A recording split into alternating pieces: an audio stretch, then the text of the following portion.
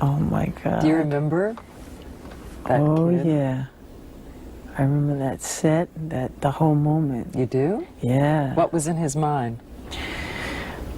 That the whole world was like watching, and it was live. And Michael would say, I want to do this song, it's in my head, here's what it sounds like. And he would go. So I'll take that and use that as the main foundation for the track and build all the sounds around that.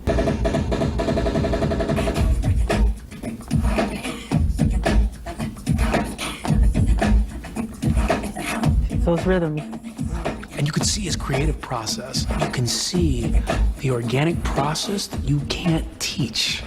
There's no moment musically that you really think that never disappoints you? I'm just never satisfied with what I do creatively, you know. I just regret the limitation of my own imagination. I just feel there's so much more. I don't think I've ever done a project where I was totally happy with it.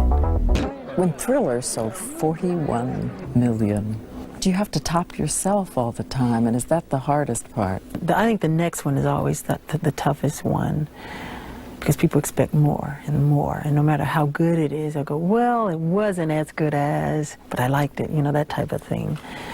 So that's what makes it difficult, because when I did Off the Wall, people always said to me, they would say, you can't top Off the Wall, you just cannot. I mean, here you had like 4 top 10 singles from this album. It's never been done before, and it sold 10 million albums. And they go, how can you can't beat that. And I said, well, I'll just do my best. I see it as art, you know, or like making a movie, you know. I get in there and I make sure shots are correct and choreography is right. It has to be executed properly, you know, because once it's done, it's immortal. It's you can't go back. It's a moment that's remembered forever.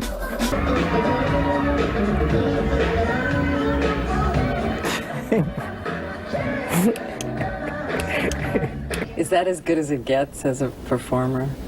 Gee, if I say no, I'll sound arrogant.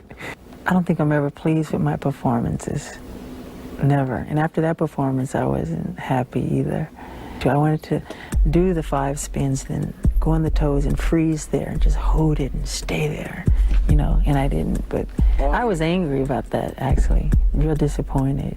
And I didn't realize I really did well until the next day when Fred Astaire called my house in Encino, raving. He said, I can't believe it, you're an incredible mover. And I was, oh my God, I think maybe I did well.